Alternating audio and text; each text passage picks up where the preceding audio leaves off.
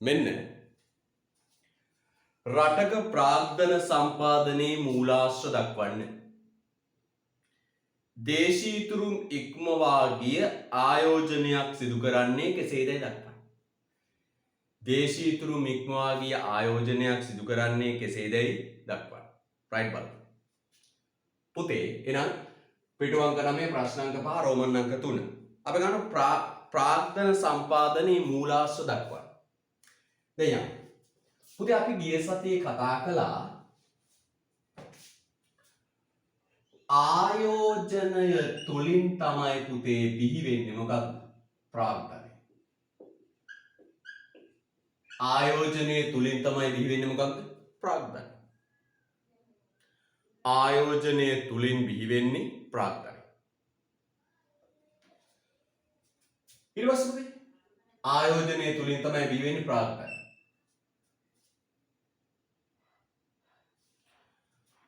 ආයෝජනයට සම්පත් සපයා දෙන්නේ ඉතුරු. ආයෝජනයට සම්පත් සපයා දෙන්නේ ඉතුරු. ආයෝජනයට සම්පත් සපයා දෙන්නේ ඉතුරු. ආයෝජනයට සම්පත් සපයා දෙන්නේ ඉතුරු. පුතේ ඉතුරු ප්‍රධාන කොටස් දෙකකට බෙදෙනවා. ඉතුරු ප්‍රධාන කොටස් දෙකකට බෙදෙනවා. මොකද්ද කොටස් දෙක? දේශීය ඉතුරුම් අනිත් එක විදේශීය ඉතුරු. විදේශී ඉතුරු. දේශීය ඉතුරු අනිත් එක මොකද්ද? විදේශීය ඉතුරු. දේශීය ඉතුරු අනිත් එක විදේශීය ඉතුරු. පුතේ දේශීය ඉතුරු නැවත කොටස් තුනකට බෙදෙනවා. මොනවද පුතේ? කුටුම්බ ඉතුරුම්, ව්‍යාපාර ඉතුරුම්, රාජ්‍ය ඉතුරු.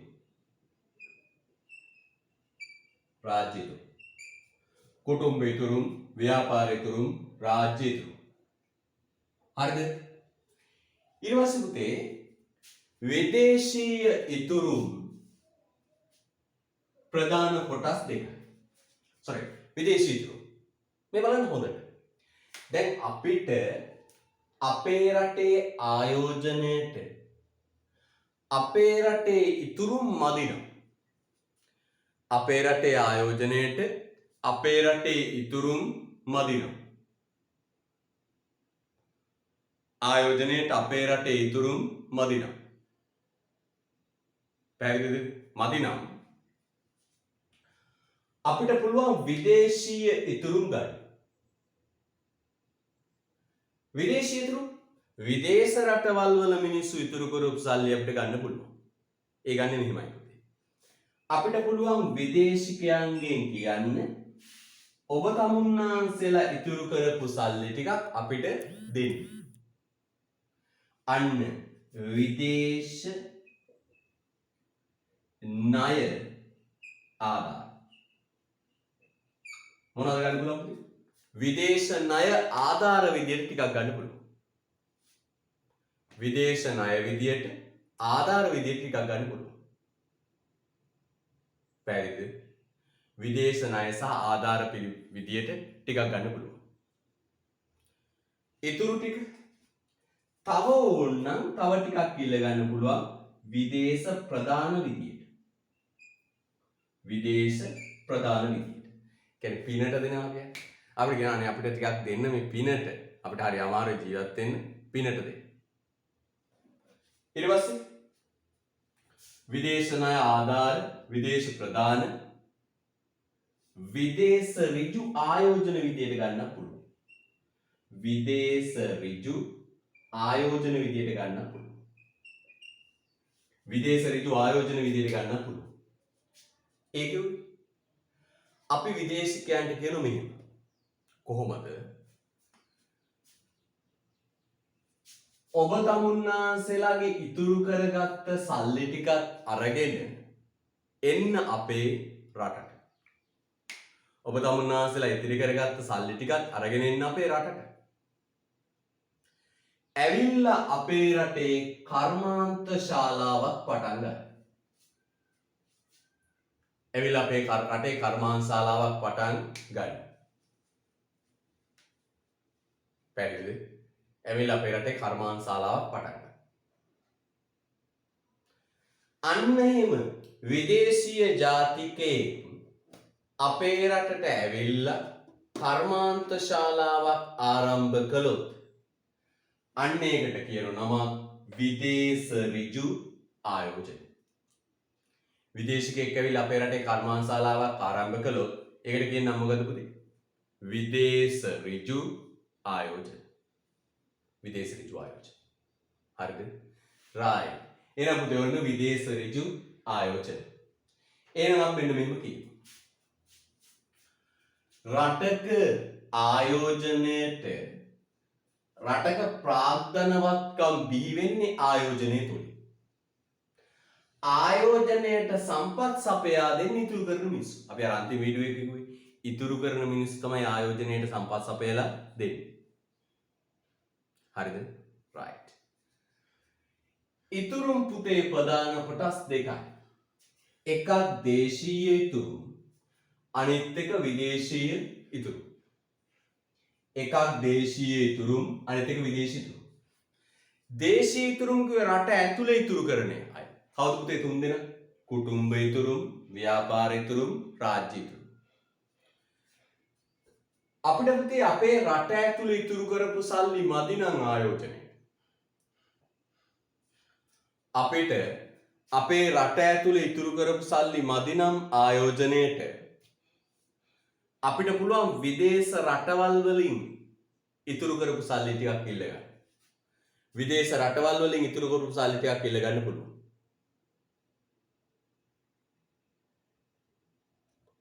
විදේශ රටවල් වලින් ඉතුරු කරපු සල්ලි ටිකක් ඉල්ල ගන්න පුළුවන්. ඒ කොහොමද? මෙන්න මෙහෙම. විදේශ ආධාර ණය විදියට, විදේශ ආධාර විදියට, විදේශ ප්‍රදාන විදියට, විදේශ ඍජු ආයෝජන විදියට. හරිද පුතේ? දැන් එහෙනම් පුතේ ප්‍රශ්නෙට උත්තරේ ලියන්න කලින් පොඩි රූල් ප්‍රමාණයක් පාවිච්චි කළ මේ සටහන දාන්න. පොඩි රූල් ප්‍රමාණයක් පාවිච්චි කළ සටහන දාන්න.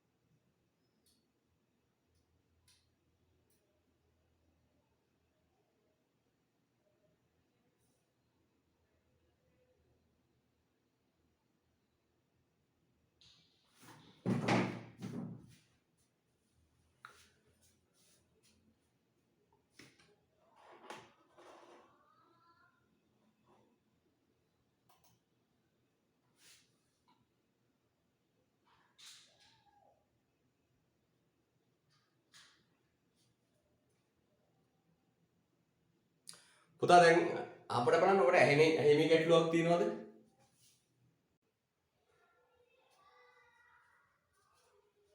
විදේශිතර මූලාශ්‍ර ගැන කියන්නේ පුතේ යට ලියන්න.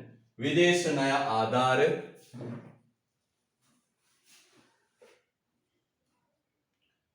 විදේශ ප්‍රදාන විදේශ ප්‍රදාන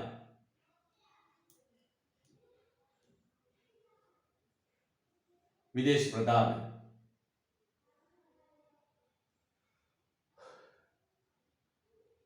විදේශ ඍජු ආයෝජන විදේශ ඍජු ආයෝජන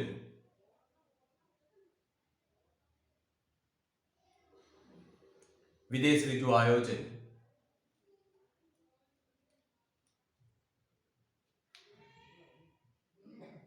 මගින්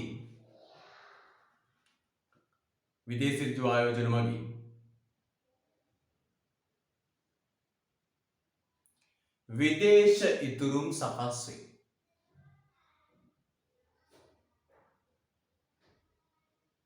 විදේශ ඉතුරුම් සකස් වේ.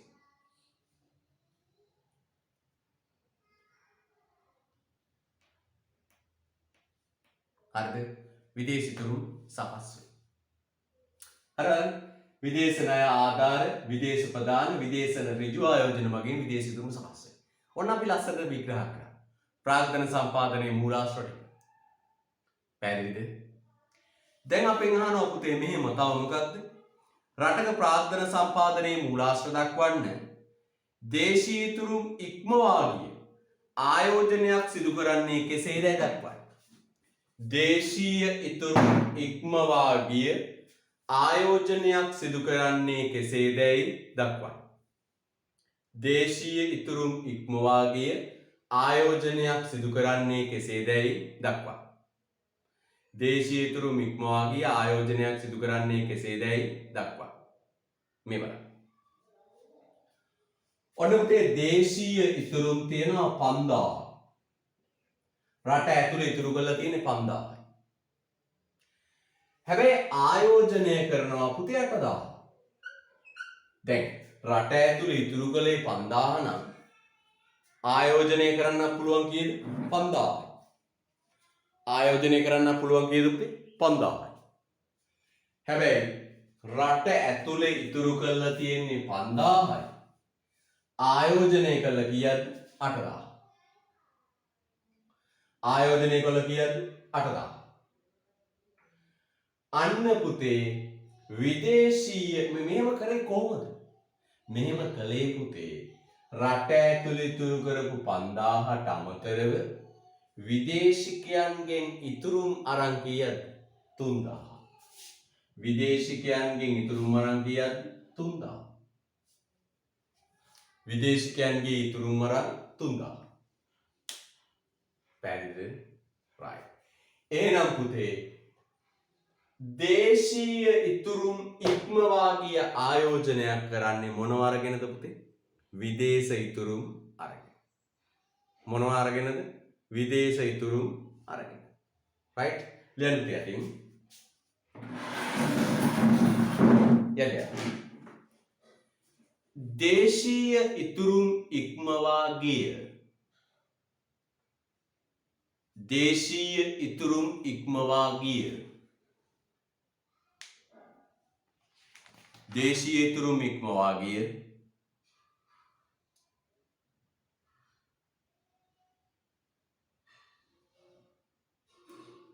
දේශීය ඉතුරුම් ඉක්මවා ගිය ආයෝජනයක් දේශීය ඉතුරුම් ඉක්මවා ගිය ආයෝජනයක්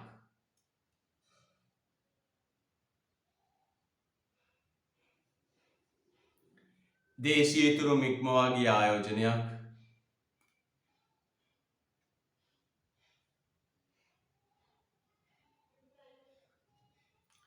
රටකට සිදු කළ හැකි දේශීය ඉතුරුම් ඉක්මවා ගිය ආයෝජනයක් රටකට සිදු කළ හැක්කේ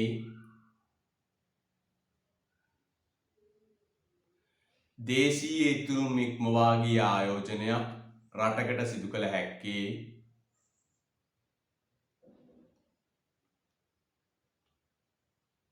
රටකට සිදු කළ හැක්කේ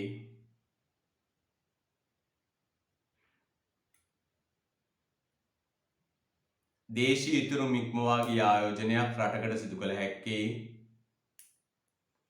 විදේශ ආයෝජන ලබා ගැනීම තුලින්. විදේශ ආයෝජන ලබා ගැනීම තුලින්.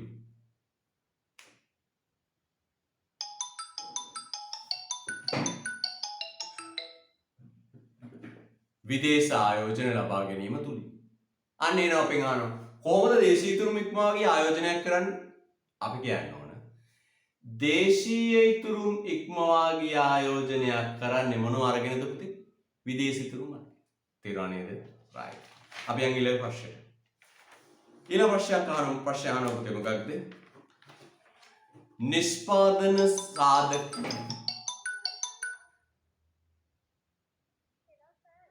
මම ක්ලාස් එකේ ඉන්නේ.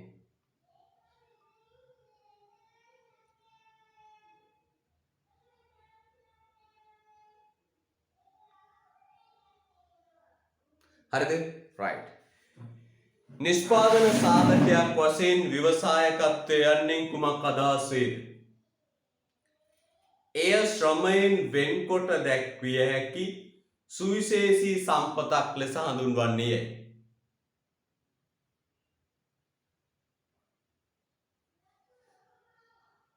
නිෂ්පාදන සාධකයක් වශයෙන් ව්‍යවසායකත්වය යන්නේ කුමක් අදහස් වේද?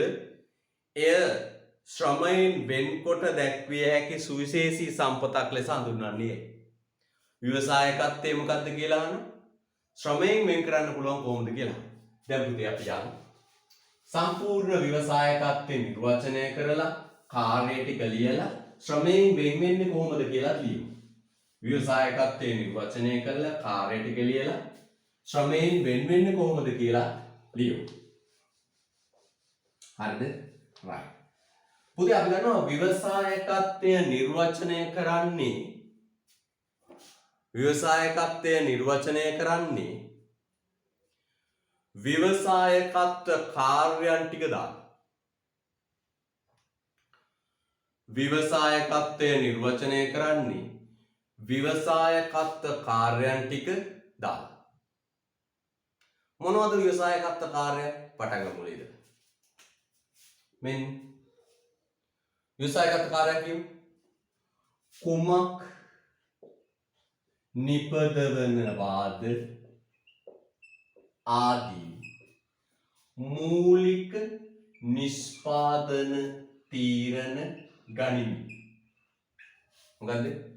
කුමක් නිපදවනවාද ආදී මූලික නිෂ්පාදන තීරණ ගනිමි. දෙක නිෂ්පාදන සාධක ඒකරාශී කොට සංකලනය කරමි. නිෂ්පාදන සාධක ඒකරාශී කොට සංකලනය කිරීම.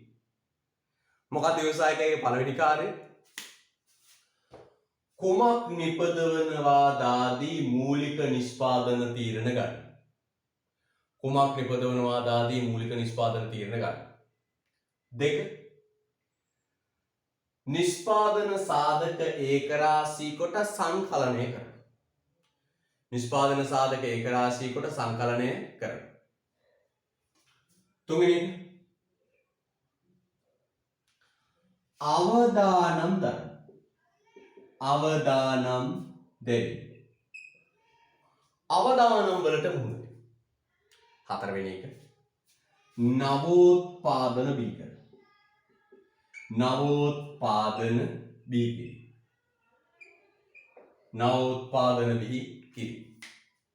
ඔන්න පුතේ කාර්යයන් මොනවද? කුමක් නිපදවනවාද ආදී මූලික නිෂ්පාදන තීරණ ගැනීම, නිෂ්පාදන සාධක ඒකරාශී කොට සංකලනය කිරීම, අවදානම් වලට මුහුණ දීම නැත්නම් අවදානම් දැරීම, නවෝත්පාදන බිහි කිරීම. පුතේ අහන්න හොඳට මෙන්න මේ කාර්යයන් හතර එකතු කරලා තමයි පුතේ නිර්වචනය ගොඩනගන්න ඕනේ. අපිට පුළුවන් පුතේ සරල නිර්වචන ගොඩනගන්න. හැබැයි ප්‍රතිඵල ආපුදාට ප්‍රතිඵල තීට්ටයක් ගහගන්න බැරි වෙනවා. සරල නිර්වචන දාලා ළමයි ආකර්ෂණය කරගන්න පුළුවන්. හැබැයි ප්‍රශ්නේ තියෙන්නේ පුතේ ප්‍රතිඵල ආපුදාට අපි කවුරු රැවටෙනවා. එහෙම රැවටෙන්න අවශ්‍ය නැහැ. පුතේ ව්‍යවසායකත්වයේ නිර්වචනය ඇතුලේ අනිවාර්යෙන් රිංගවන්න පුතේ ව්‍යවසායකත්ව කාර්යයන් ටික. එහෙම නිර්වචනය කරන්න පුරුදු වෙන්න. සරල දේ නෙවෙයි. මෙන්න මම නිර්වචනය කරනවා. කුමක් නිපදවනවාද ආදී මූලික නිෂ්පාදන තීරණ ගනිමි. නිෂ්පාදන සාධක ඒකරාශී කොට සංකලනය කරමි. අවදානම් වලට මුහුණ දෙමි. නවෝත්පාදන බිහි කිරීම ව්‍යවසායකත්වයයි. එම කාර්ය කරන පුද්ගලයා ව්‍යවසායකයා වේ. එහෙනම් කොහොමද කියන්නේ මෙන්න? කුමක් නිපදවනවාද ආදී මූලික නිෂ්පාදන තීරණ ගනිමින් නිෂ්පාදන සාධක ඒකරාශී කොට සංකලනය කරමින් අවදානම් වලට මුහුණ දෙමින් නවෝත්පාදන බිහි කිරීම ව්‍යවසායකත්වයයි. මෙම කාර්ය කරන පුද්ගලයා ව්‍යවසායකයා වේ. සර්ව සම්පූර්ණ ලකුණ අපිට ගන්න පුළුවන්.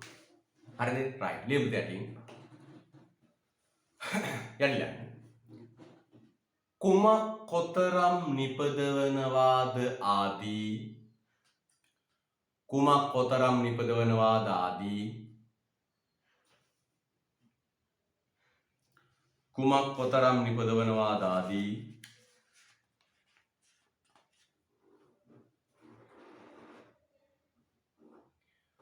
මූලික නිෂ්පාදන තීරණ ගනිමි. කුමක් කොතරම් නිපදවනවාද ආදී මූලික නිෂ්පාදන තීරණ ගනිමි. කුමක් කොතරම් නිපදවනවාද ආදී මූලික නිෂ්පාදන තීරණ ගනිමි.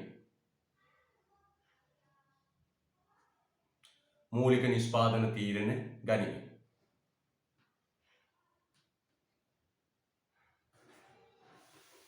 ගනිමි. කුමක් කොතරම් නිපදවනවාද ආදී මූලික නිෂ්පාදන තීරණ ගනිමි. කමා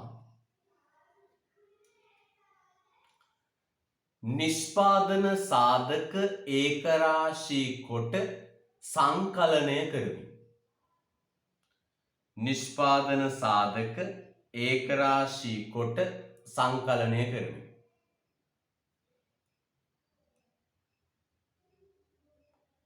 නිෂ්පාදන සාධක ඒකරාශී කොට සංකලනය කරමි. නිෂ්පාදන සාධක ඒකරාශී කොට සංකලනය කරමි.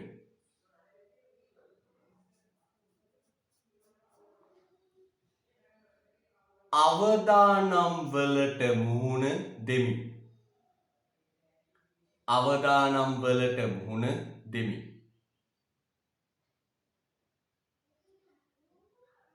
අවදානම් වලට මුහුණ දෙමි.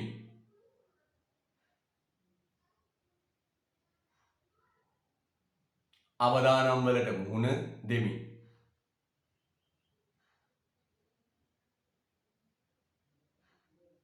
අවදානම් වලට මුහුණ දෙමි.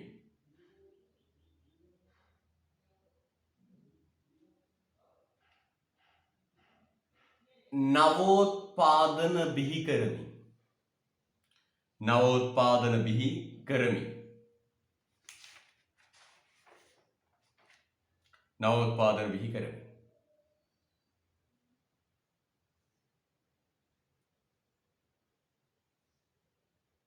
බිහි කරමින්.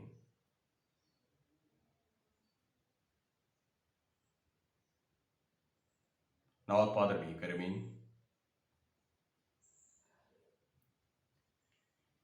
නිෂ්පාදන ව්‍යාපාර කටයුතු නිෂ්පාදන ව්‍යාපාර කටයුතු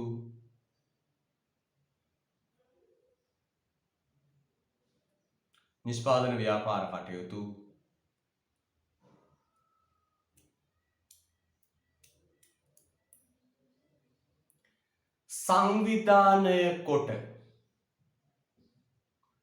සංවිධානය කොට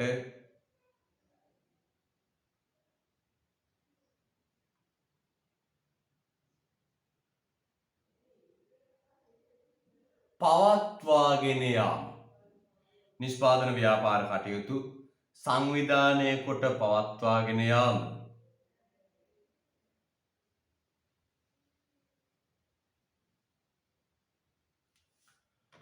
ව්‍යවසායකත්වයයි. නිෂ්පාදන ව්‍යාපාර කටයුතු සංවිධානය කොට පවත්වාගෙන යාම ව්‍යවසායකත්වයයි. සංවිධානය කොට පවත්වාගෙන යාම ව්‍යවසායකත්වයයි.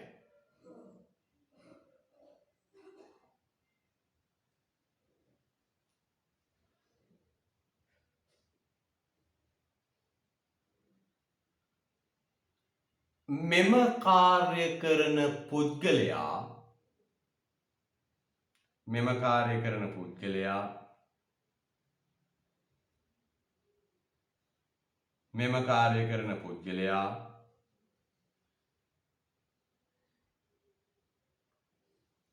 ව්‍යවසායකයා ලෙස හැඳින්වේ.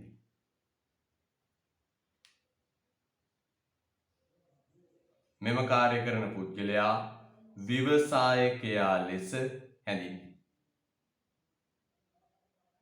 මෙම කාර්ය කරන පුද්ගලයා ව්‍යවසායකයා ලෙස හැඳින්වේ. මෙම කාර්ය කරන පුද්ගලයා ව්‍යවසායකයා ලෙස හැඳින්වේ. right. හොඳයි. ඔන්න ව්‍යවසායකත්වය එන්නේ. මෙම කාර්ය කරන පුද්ගලයා ව්‍යවසායකයා ලෙස හැඳින්වේ. ඇත්තම පුතේ මොකක්ද කළේ? කාර්යයන් හතර ලියලා අමුණලා නිර්වචනයක් එකතු. වෙන මොකුත් නෙමෙයි කරේ. එන්නේ මොකද්ද? කුමක් කොතරම් නිපදවනවාද ආදී මූලික නිෂ්පාදන තීරණ ගනිමින් නිෂ්පාදන සාධක ඒකරාශී කොට සංකලනය කරමින් නිෂ්පාදන සාධක ඒකරාශී කොට සංකලනය කරමින් අවදානම් වලට මුහුණ දෙමින් නවෝත්පාදන බිහි කරමින් හතරයි මෙනුම ව්‍යාපාර කටයුතු සංවිධානයකට පවත්වාගෙන යාම ව්‍යවසායකත්වය. රුල කරගත්තේ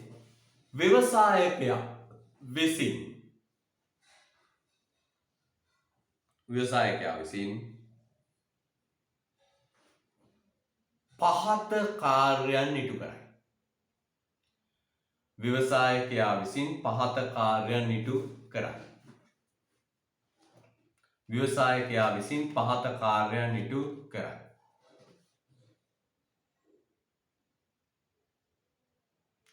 ව්‍යවසායකයා විසින් පහත කාර්යයන් ඉටු කරයි.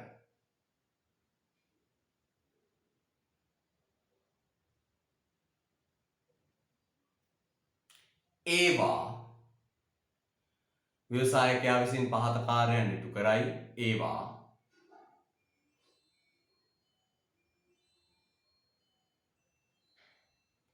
ව්‍යවසායකත්ව කාර්යයන්. ඒවා ව්‍යවසායකත්ව කාර්යයන්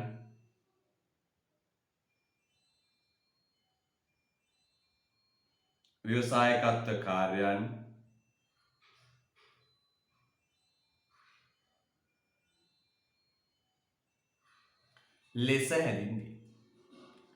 ඒවා ව්‍යවසායකත්ව කාර්යයන් ලෙස හැඳින්වේ.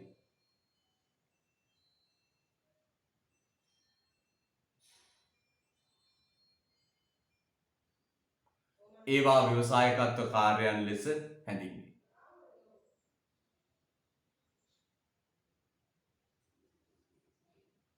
හරිද? ව්‍යවසායකත්ව කාර්යයන් ලෙස හැඳින්වේ. right. පළවෙනි කාර්යය ලියන්න. මෙන්න ව්‍යවසායකයා කරන පළවෙනි කාර්යය. කුමක් නිපදවනවාද ආදී මූලික නිෂ්පාදන තීරණ ගැනීම. ලියන්න අංක 1. කුමක් නිපදවනවාද ආදී මූලික නිෂ්පාදන තීරණ ගැනීම. කුමක් නිපදවනවාද ආදී මූලික නිෂ්පාදන තීරණ ගැනීම.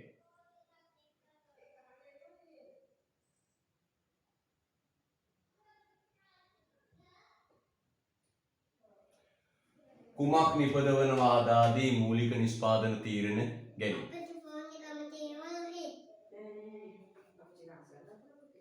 කුමක් නිපදවනවාද ආදී මූලික නිෂ්පාදන තීරණ ගැනීම.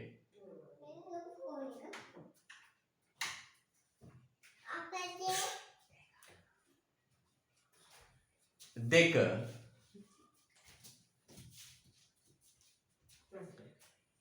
නිෂ්පාදන සාධක ඒකරාශී කොට නිෂ්පාදන සාධක ඒකරාශී කොට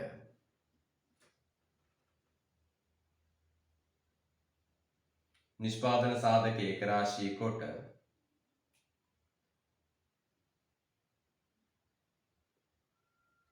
සංකලනය කිරීම.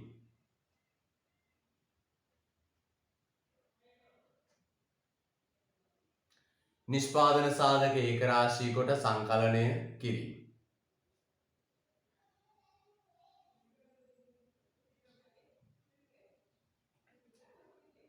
3 අවදානම් වලට මුහුණ දීම.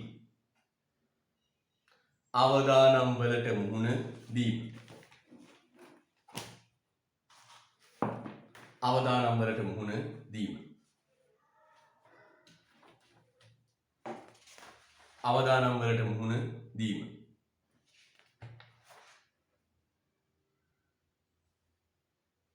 අවදානම් වලට මුහුණ දීම.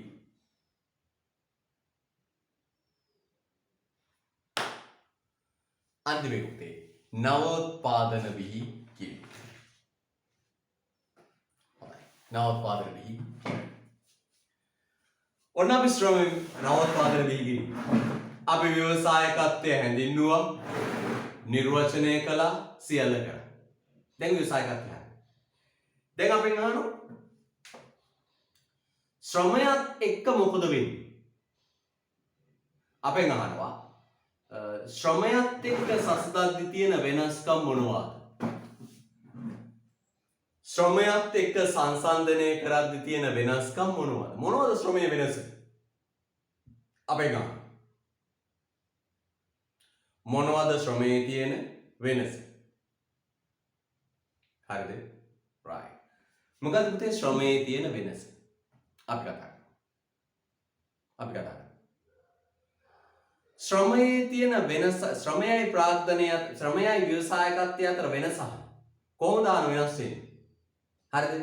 අපි ඉස්සෙල්ලා ශ්‍රමය කියන්නේ මොකක්ද කියලා නිර්වචනය කරන් ඉමු. ශ්‍රමය කියන්නේ මොකක්ද? භාණ්ඩ හා සේවා නිෂ්පාදනයට යොදා ගන්න කායික හා මානසික වෙහෙස මහන්සිය. මොකක්ද පුතේ ශ්‍රමය කියන්නේ?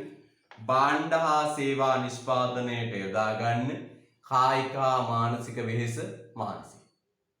ශ්‍රමයත් නිර්වචනය කළා අපි මේ ශ්‍රමයයි ව්‍යවසායකත්වය අතර වෙනස්කම් ලියමු. ලියන්න පුතේ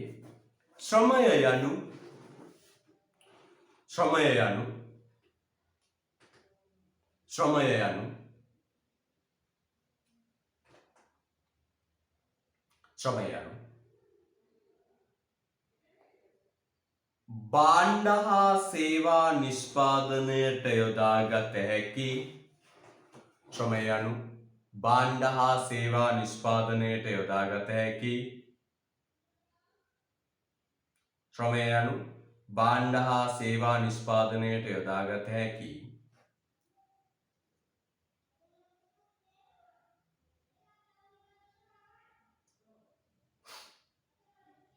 සියලුම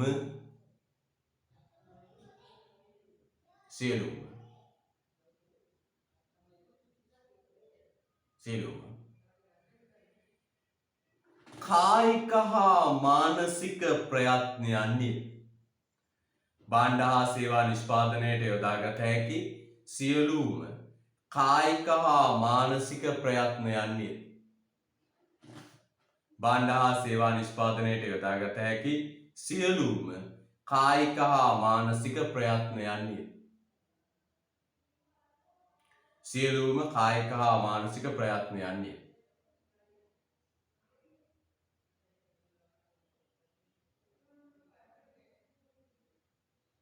හරිද? right. හොඳයි.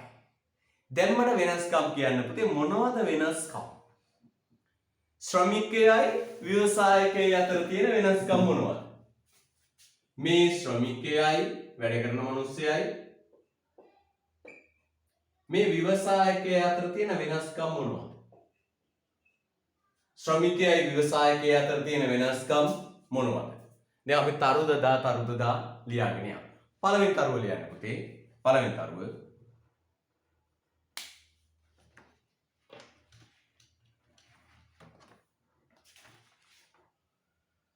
ව්‍යවසායකයා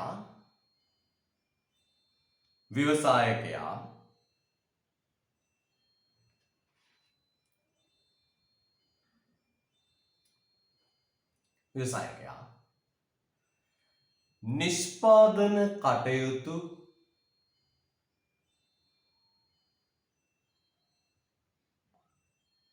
පුතා ස්ක්‍රීන් එක ෂෙයා කරපු කෙනා ස්ක්‍රීන් එක අයින් කරන්න. ව්‍යවසායකයා නිෂ්පාදන කටයුතු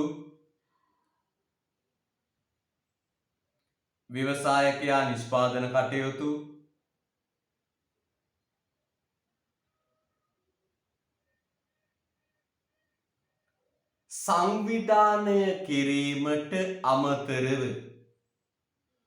ව්‍යවසායකයා නිෂ්පාදන කටයුතු සංවිධානය කිරීමට අමතරව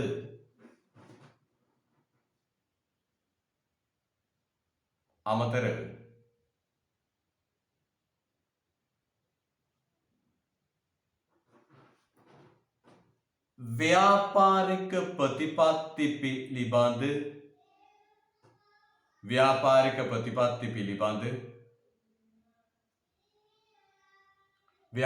ප්‍රතිපත්ති පිළිබඳ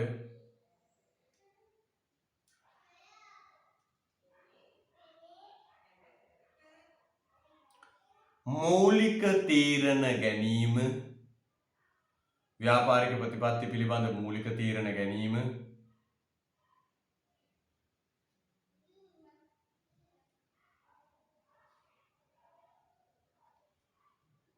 නව්‍යතා හඳුන්වා දීම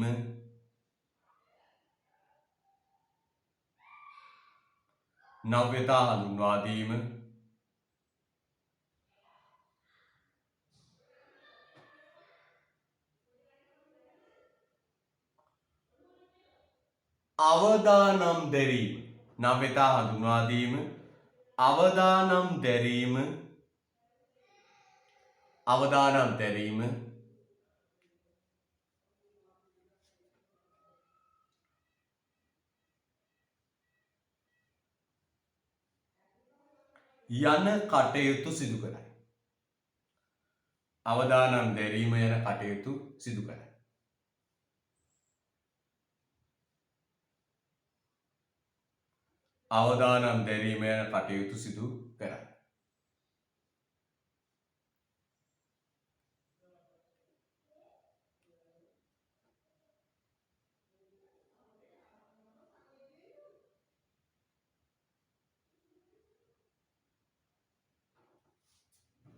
හරිද? අවදානම් දැරීම සිදු කරයි.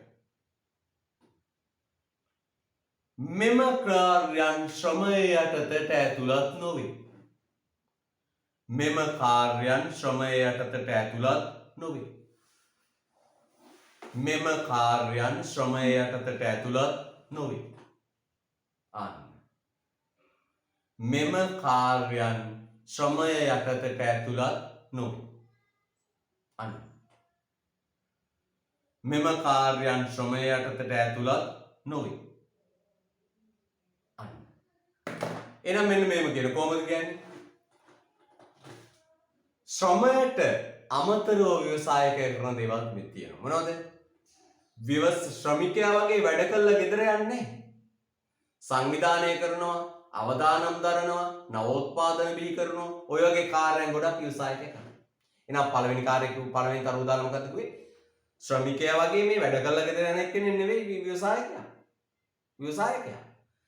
ඒ අය නිෂ්පාදන කටයුතු සංවිධානය කරනවා, අවදානම් දරනවා, සාධක එකතු කරනවා, නවෝත්පාදන බිහි කරනවා. ඒ වගේ ගොඩක් කාර්යයන් සිද්ධ කරනවා. රුලක් කරලා තරුවක් දාන්න. ශ්‍රමය සැපයීම වෙනුවෙන්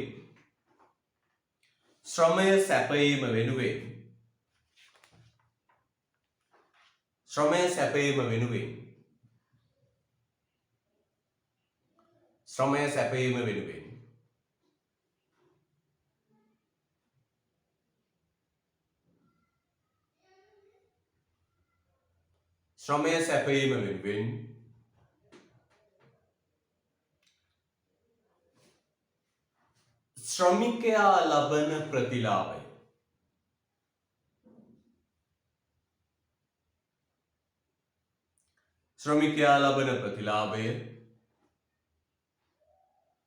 ශ්‍රමය සැපයීම වෙනුවෙන් ශ්‍රමිකයා ලබන ප්‍රතිලාභය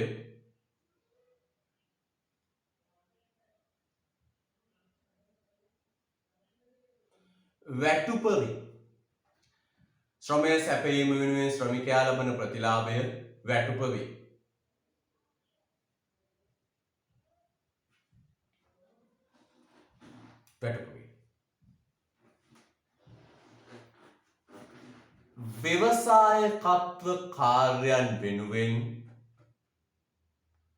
ව්‍යවසායකත්ව කාර්යයන් වෙනුවෙන්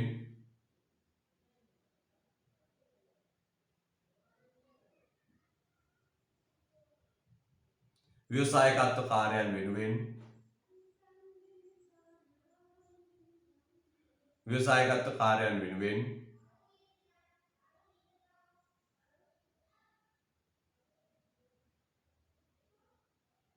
ව්‍යවසායකත්ව කාර්යයන් වෙනුවෙන් ව්‍යවසායකයා ලාභ භුක්ති විඳි.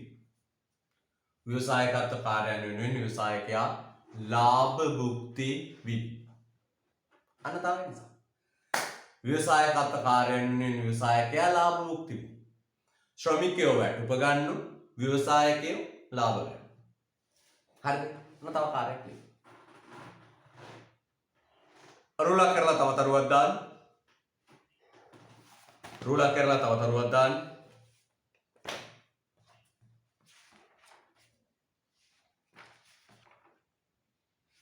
රුලක් කරලා තව තරුවක් දාන්න.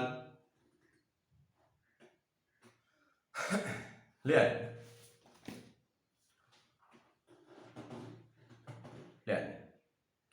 ව්‍යවසායකයා යම් නිෂ්පාදන ආයතනයක ව්‍යවසායකයා යම් නිෂ්පාදන ආයතනයක ව්‍යවසායකයා යම් නිෂ්පාදන ආයතනයක ව්‍යවසායකයා යම් නිෂ්පාදන ආයතනයක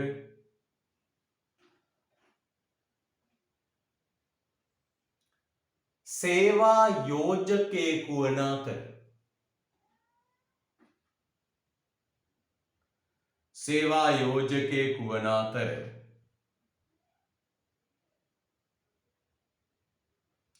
ව්‍යවසායකයා යම් නිෂ්පාදන ආයතනයක සේවා යෝජකයෙකු වන අතර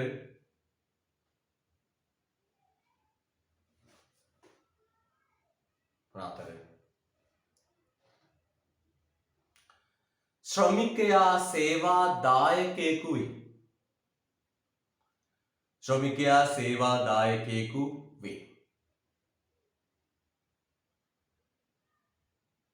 ශ්‍රමිකයා සේවා දායකයෙකු වේ. බලන්න. සේවකයා සේවා දායකයෙක්. ව්‍යවසායකයා සේවා යෝජකයෙක්. බලන්න කිව්වේ මොකද්ද?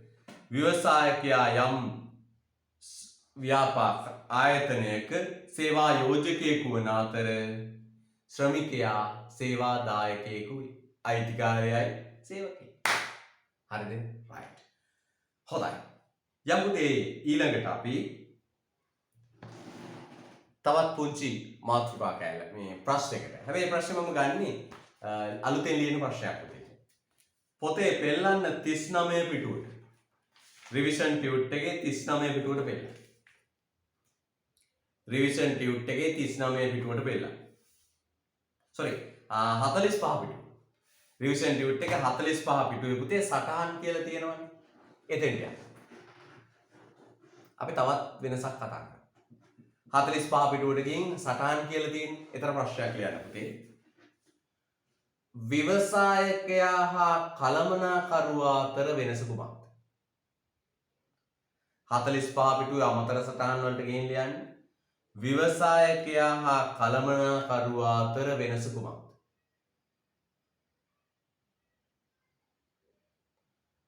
ව්‍යවසායකයා හා කළමනාකරුවා අතර වෙනස කුමක්ද?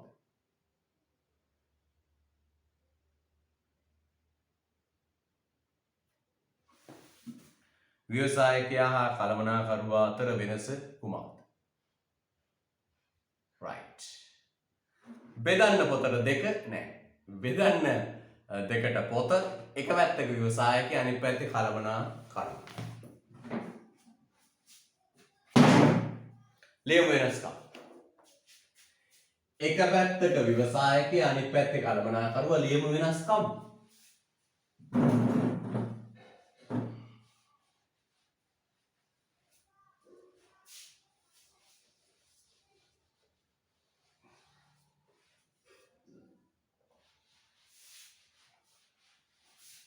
ලියමු වෙනස්කම්.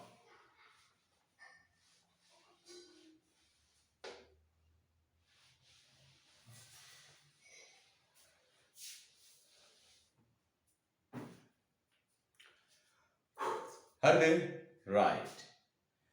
ව්‍යවසායකයා මේ පැත්තේ කළමනාකරුවා අර පැත්තේ. විවසායකයා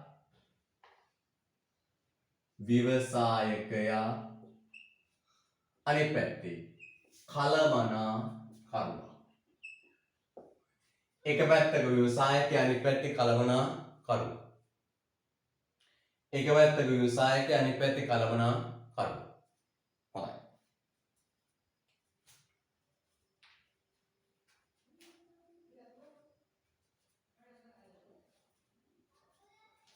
එක පැත්තක ව්‍යවසායකයා අනිත් පැත්තේ කළමනාකරුවා. හරිද? right.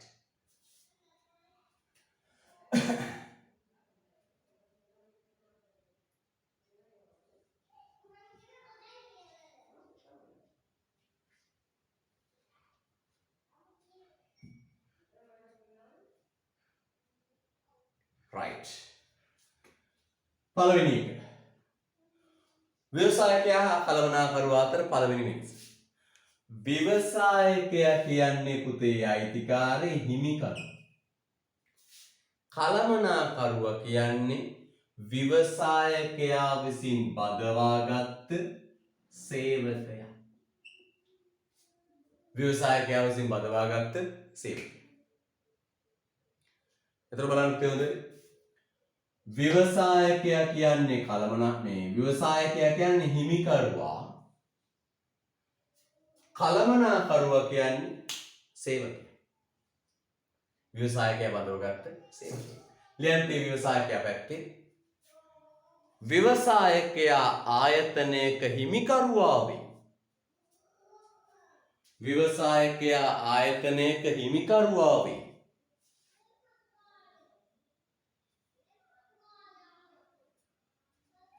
ව්‍යවසායකයා ආයතනයක හිමිකරුවා වේ.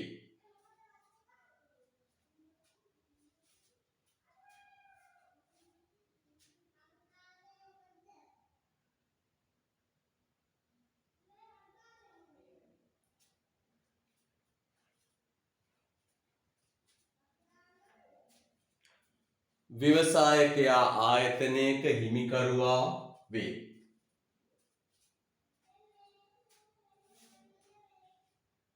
හරිද? ව්‍යවසායකයා ආයතනයක හිමිකරුවා වේ. අනිත් ක්‍රියාවලිය කළමනාකරුවා සේවකයෙකු වේ. කළමනාකරුවා කියන්නේ සේවකයෙක්. ආයිතියක් නැහැ. කළමනාකරුවා සේවකයෙකු වේ. කළමනාකරුවා සේවකයෙකු වේ. කළමනාකරුවා සේවකයෙකු වේ.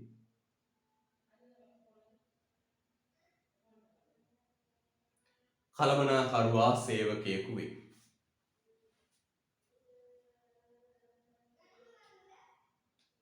හරිද? right. කළමනාකරුවා සේවකයෙකු වේ. දෙවෙනි එක. හිමිකරුවා ලබන්නේ පුතේ ව්‍යවසායකයා ලබන ලාභය. ව්‍යවසායකයා තම ව්‍යවසායකත්ව කටයුතු වෙනුවෙන් ලබන ලාභය. සේවකයා ලබන්නේ පුතේ කළමනාකරුවා කියන්නේ සේවකයෙක්. එයා ලබන්නේ වැටුප. වැටුප කියලා නෙවෙයි සාමාන්‍යයෙන් අපි කියන්නේ වේතනය කියලා. කළමනාකරුවා වැටුප් ලබනවා කියවම නිකන් පොඩ්ඩ අවුල් වගේ නේද? ගෞරවාර්ථ පදයක් දීලා තියෙනවා වේතන කියලා කියනවා. ලියන්න ඊළඟ වෙනස ව්‍යවසායකයා පැත්තට යන්න. ව්‍යවසායකයා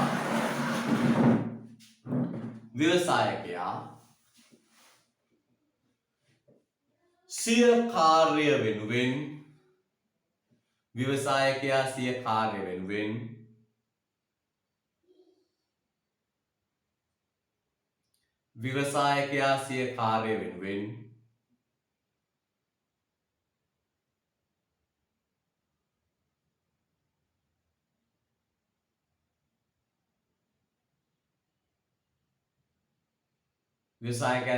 වෙනුවෙන්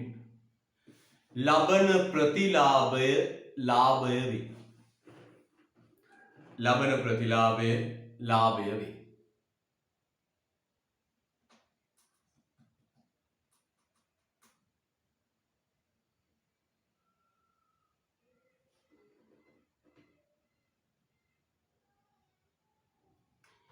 ව්‍යවසායකයා ලබන ප්‍රතිලාභය ලාභය වේ. right. එහෙනම් පුතේ ව්‍යවසායකයා ලබන ප්‍රතිලාභය මොකක්ද? ලාභය. ව්‍යවසායකයා ලබන ප්‍රතිලාභය ලාභය. හරිද? හොඳ උස්පක් ගන්න. ව්‍යවසායකයා ලබන ප්‍රතිලාභය ලාභය වේ. අර පැතිරෙන්නේ සේවක මේ කළමනාකරුවා ලබන ප්‍රතිලාභය වැටුප වේ. වේතනය වේ. වැටුප වේ වේතනය වේ.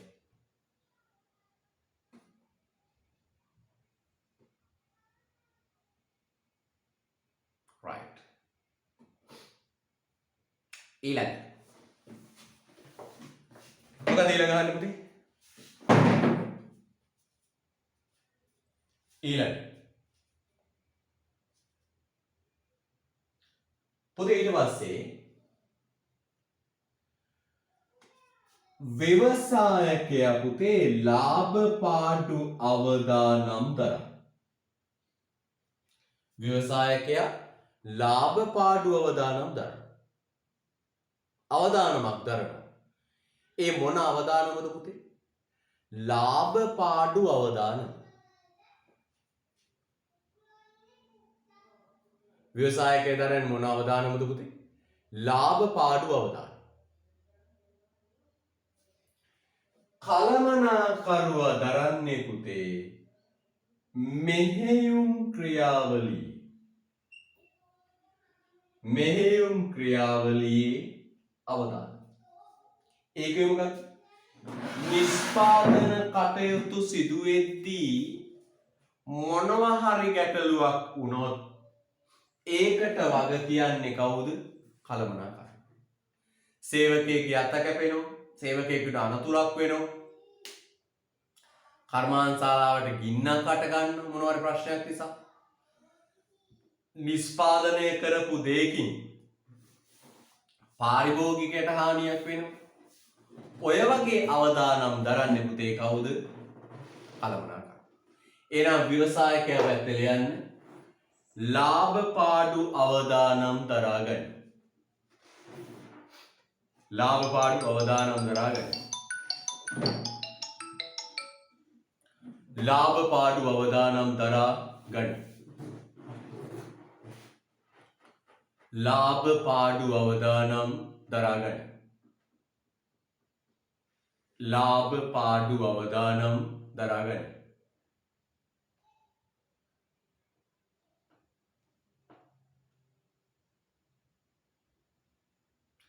ලාභ පාඩු අවදානම් දරා ගන්න.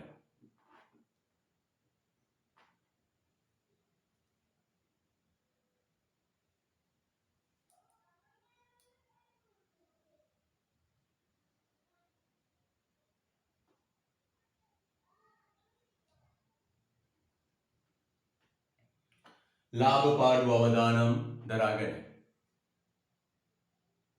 මෙහා පැත්තට යන්නේ නිෂ්පාදන ක්‍රියාවලියට අදාළ අවදානම් දරා ගන්න. නිෂ්පාදන ක්‍රියාවලියට අදාළ අවදානම් දරා ගන්න.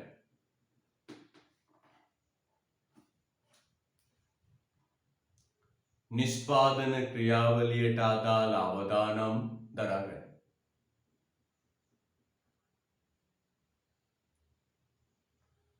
නිෂ්පාදන ක්‍රියාවලියට අදාළ අවදානම් දරා ගන්න. අන්න කතාව. හරිද? නිෂ්පාදන ක්‍රියාවලියට අදාළ අවදානම් දරා ගන්න. තව එකක් කියන්න.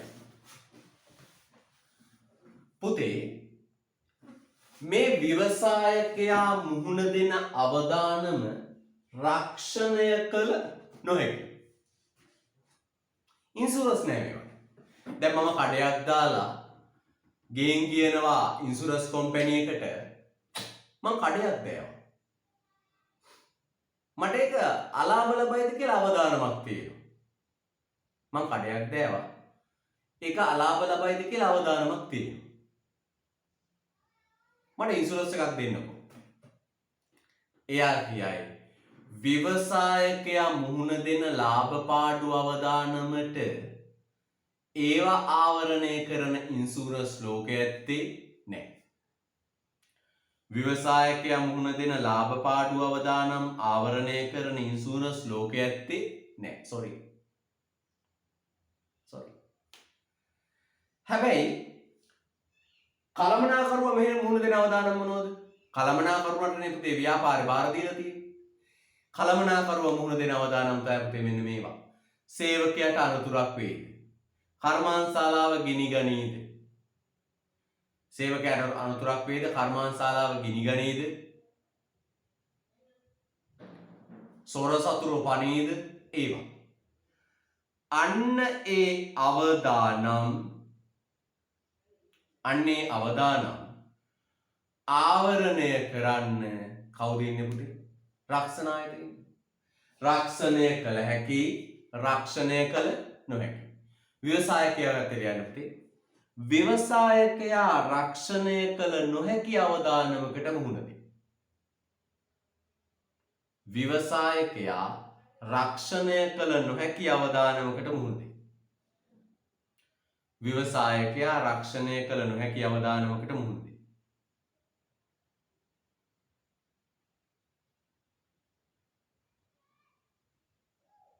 හරි. කළමනාකරුවා පැත්තට ලියන්න පුතේ. කළමනාකරුවා පැත්තට ලියන්න. කළමනාකරුවා පැත්තට ලියන්න. කළමනාකරුවා මුහුණ දෙන අවදානම්. කළමනාකරුවා මුහුණ දෙන අවදානම්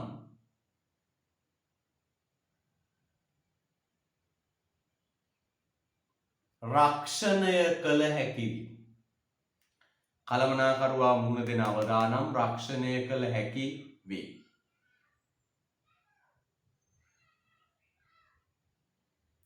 කළමනාකරුවා මුහුණ දෙන අවදානම් රක්ෂණය කළ හැකි වේ. ඊළඟ තීරණ ගැනීම. දරුවෝ මැසේජ් එකක් දාලා මේ දෙන්නම තීරණ ගන්න. කළමනාකරුවා තීරණ ගන්නවා, ව්‍යවසායකයා තීරණ ගන්නවා. කළමනාකරුවා තීරණ ගන්නවා, ව්‍යවසායකයා තීරණ ගන්නවා. එතකොට පුතේ මෙන්න මෙහෙමයි කතාව.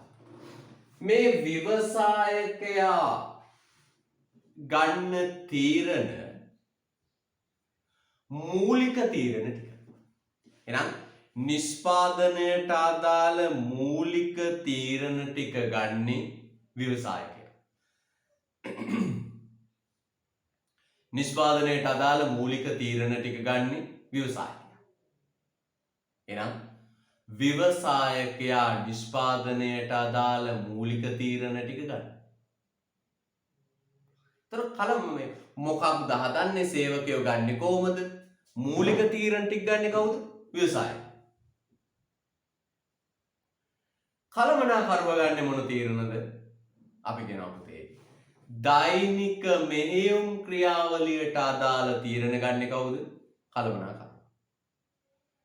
දෛනික මෙහෙයුම් ක්‍රියාවලියට අදාළ තීරණ ගන්නෙ කළමනාකරුවා. පැහැදිලිද? right. ලියන්න පුතේ ව්‍යවසායකයා පැත්තේ අවසාන කරුණ පොත වහලා දාමු ඊට පස්සේ. ලියන්න. මූලික නිෂ්පාදන තීරණ ගැනීම ව්‍යවසායකයා සිදු කරයි.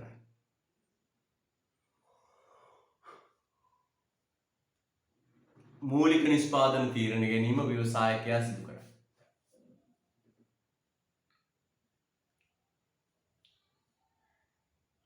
ඊට පස්සේ යන්න. දෛනික මෙහෙයුම් තීරණ ගැනීම දෛනික මෙහෙයුම් තීරණ ගැනීම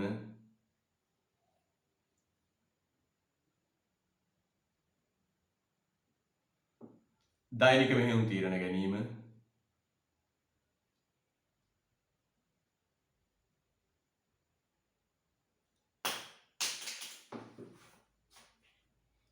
දෛනික මෙහෙයුම් තීරණ ගැනීම කළමනාකරුවා විසින් සිදු කරයි. ඔන්න වෙනස. කළමනාකරුවා විසින් සිදු කරයි. හරිද? right. කළමනාකරුවා විසින් සිදු කරයි. යම් පුතේ අපි ඉඳපු තැනට වගුව වහලා දාන්න. යම් අපි උන්නු තැනට. right. අපි යන් උන්නු තැනට.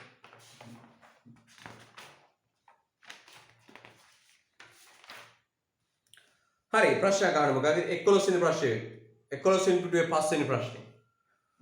පහ සඳහන් දෑ කුමන සාධකයට අයත් වේදයි දක්වන්න. ටගල් ලියන්න පුතේ.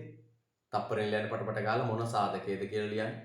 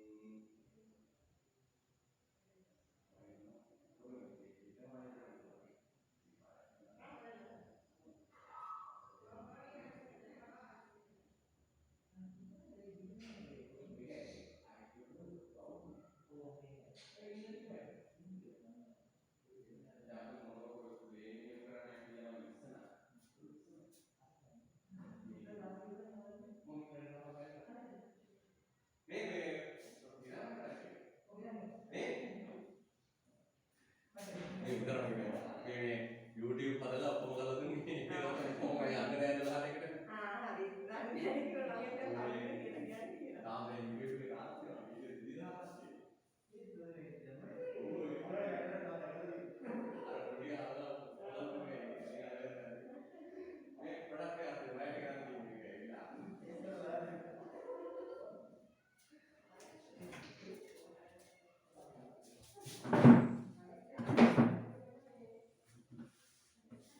right.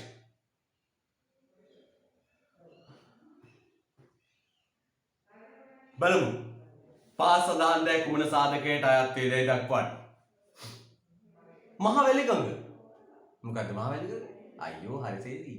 භූමිය. කොත්මලේ විදුලි බලාගාරය. මිනිහගේ නිෂ්පාදනයක් ප්‍රාග්ධනය.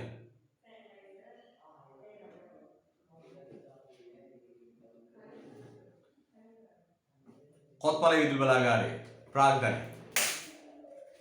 දීවර වරායක්. දීවර වරායක් ප්‍රාග්ධනය. දීවර වරායක් ප්‍රාග්ධනය.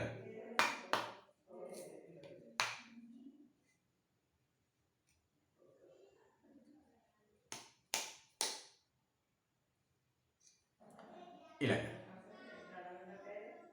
දෙහිවල සත්තුවත්තේ ජීවත් වන වනසතුන්. ටක් ගාලා කියමු. මොකද්ද මේ? වැරදි දෙයක්. දෙහිවල සත්තුවත්තේ ජීවත් වන වනසතුන්. දෙහිවල සත්තුවත්තේ ජීවත් වන වනසතුන්.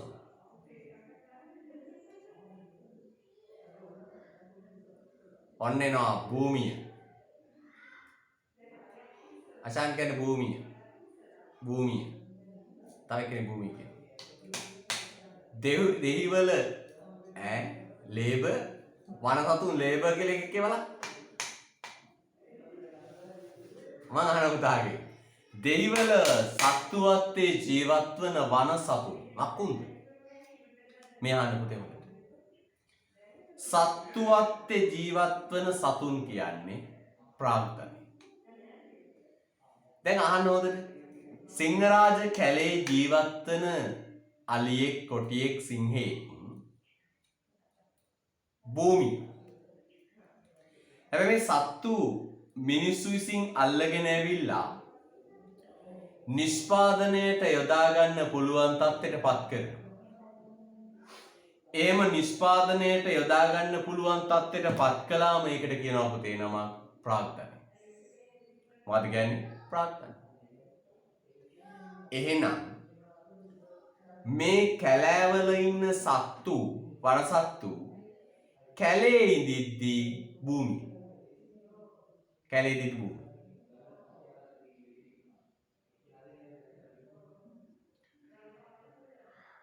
භූමිය. ඒ සත්තු නිෂ්පාදනයට යොදා ගන්න තත්ත්වයට පත් කළාම ප්‍රාග්ධනය. කැලේ ඉන්න මීහරකා භූමිය. කුඹුරේ වැඩ කරන මීහරකා ප්‍රාග්ධනය. මින්නේරිය කැලේ ඉන්න අලියා භූමිය. කොටා දින පෙරහැර යන අලියා ප්‍රාග්ධනය.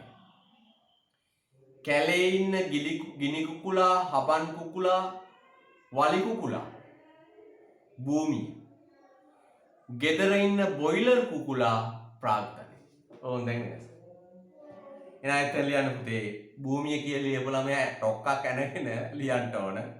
ලියන්න. දේවල සත්තුවත්තේ ජීවත් වන වනසතුන් භූමිය නෙවෙයි ප්‍රාග්ධනය. ප්‍රාග්ධනය වරහන් තුල යන්නේ.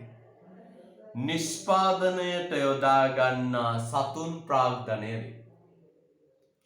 නිෂ්පාදනයට යොදා ගන්නා සතුන් ප්‍රාග්ධනය වේ.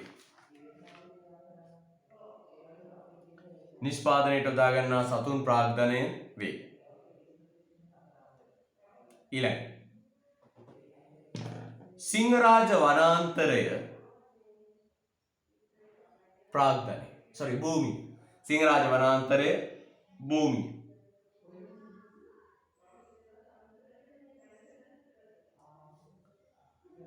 පැය දෙකක කාලයක් ඉගෙනවීම ශ්‍රමය. පැය දෙකක කාලයක් ඉගෙනවීම ශ්‍රමය. පැය දෙකක කාලයක් ඉගෙනවීම ශ්‍රමය. පැය දෙකක කාලයක් ඉගෙනවීම ශ්‍රමය.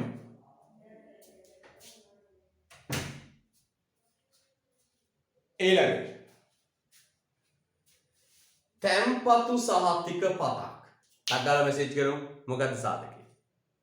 තැම්පතු සහතිකයක් මොකද්ද සාධකය? තැම්පතු සහතිකයක් මොකද්ද සාධකය? තැම්පතු සහතිකයක් මොකද්ද සාධකය?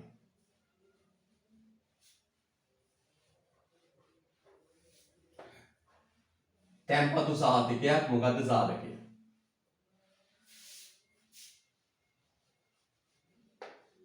තැම්පතු සහතිකයක් මොකද්ද සාධකය? තැම්පතු සහතිකයක් මොකද්ද සාධකය?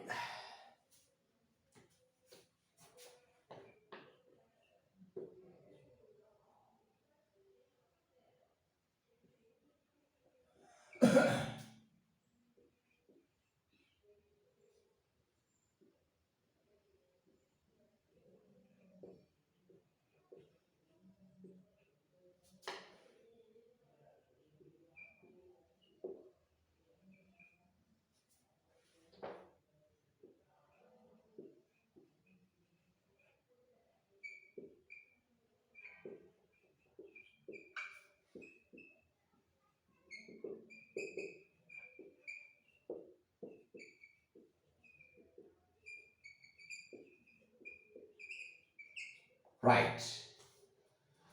මෙන්න මේ සෙට් එකටම දැන් පුතා කියන්නේ ප්‍රාග්ධනය කියලානේ. මෙන්න මේ සෙට් එකටම කියනවා පුතේ නමක් මූල්‍යවත්කම්. මොනවද මම මේ ලියලා තියෙන්නේ? මුදල්, කාසි නෝට්ටු, ඉතුරුම් තැන්පතු, තැන්පතු සහතික, ණය කර, ව්‍යාපාර කොටස්, භාණ්ඩාගාර බිල්, භාණ්ඩාගාර බැඳුම් කර. මුදල්, ඉතුරුම් තැන්පතු, ස්ථාවර තැන්පතු, ණය කර, ව්‍යාපාර කොටස්, භාණ්ඩාගාර බිල්, භාණ්ඩාගාර බැඳුම් කර. මේ ඔක්කොටම තයි නමක් කියන මොකක්ද? මූල්‍යවත්කම්. මූල්‍යවත්කම්. කඩදාසි කොට. හොඳ වැඩි. කඩදාසි කොට. නිකම්ම කඩදාසි කොට. මේවා පුතේ ප්‍රාග්ධනය නෙවෙයි. ප්‍රාග්ධනය නොවේ. මේවා ප්‍රාග්ධනය නෙවෙයි. මේවා ප්‍රාග්ධනය නෙවෙයි. ඒ වගේම පුතේ මේවා නිෂ්පාදන සාධකයක්ද නොවේ. නිෂ්පාදන සාධකයක්ද නොවේ. මේක නිෂ්පාදන සාධකයක්ද නොවේ. ඒ නම් මතක තියාගන්න. මේ ලියලා තියෙන ටික බලන්න උඩ. මුදල්, ඉතුරුම් තැන්පතු, තැන්පතු සහතික, ණය කර, ව්‍යාපාර කොටස්, භාණ්ඩාගාර බිල්, භාණ්ඩාගාර බැඳුම් කර. මේවා මොන වත්කම්ද? මූල්‍ය වත්කම්. මේවා මොන වත්කම්ද? මූල්‍ය වත්කම්. මේවා පුතේ ආර්ථික විද්‍යාවේ ප්‍රාග්ධන සාධකයේ විදිහට සලකන්නේ. දැන් කඩදාසි කොළ. සල්ලි කියන්නේ කඩදාසි කොළ, ඉතුරුම් තැන්පතු මේ ඔක්කොම මොනවද? කඩදාසි කොළ. මේ මොකක්වත් ආර්ථික විද්‍යාවේ ප්‍රාග්ධනයේ විදිහට සලකන්නේ. ඒ වගේම පුතේ මේවා නිෂ්පාදන සාධකයක්ද නොවේ. නිකමට කල්පනා කරන්න. නෝට්ටුවක් ගන්න. කර්මාන්තශාලාවක යෙදුමක් වගේ පාවිච්චි කරන්න පුළුවන්ද? බැංකු පොත කර්මාන්තශාලාවක යෙදුමක් විදිහට යොදා ගන්න පුළුවන්ද? බැංකු පොත ගෙනියන්නකො තේ පැට්‍රියට. ගිහින් අහන්නකො මැනේජර්ගෙන් මේ බැංකු පොතේ මොකක් හරි කරන්න පුළුවන්ද මේ තේ කර්මාන්තශාලාවට? බෑ කියලා ගියා ලිපට දාන්න ගියා. මුකුත් කරන්න බෑ. එහෙනම් පුතේ මේවා මොනවත්කම්ද? මූල්‍යවත්කම්. මේවා ප්‍රාග්ධනය නෙවෙයි. මේ කඩදාසිකයි. මේවා කර්මාන්තශාලාවක යෙදුමක් නෙවෙයි. මේවා පුතේ නිෂ්පාදන සාධකයක්ද නොවේ. මේක කොහෙද දාගන්නේ? චුට්ටක් සයිඩ් එකේ කොහෙද දාගන්නකො පේන තැනක.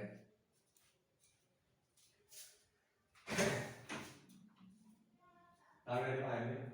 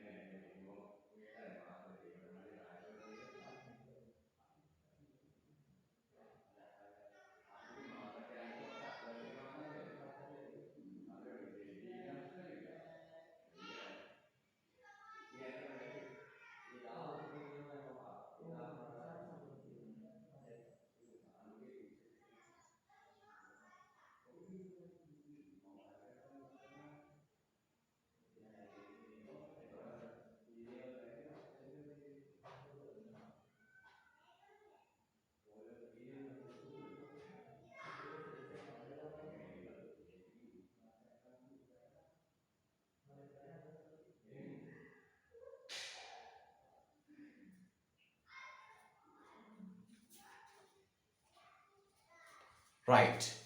එහෙනම් මොකද්ද ලියන්නේ පුතේ? ලියන්න නිෂ්පාදන සාධකයක් නොවේ. නිෂ්පාදන සාධකයක් නොවේ.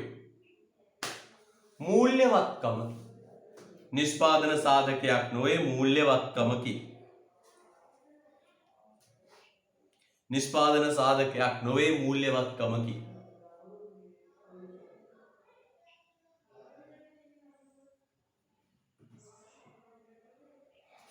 ඉඩමක ඇති පොල් වගාව ප්‍රාග්ධනය. ඉඩමක ඇති පොල් වගාව ප්‍රාග්ධනය.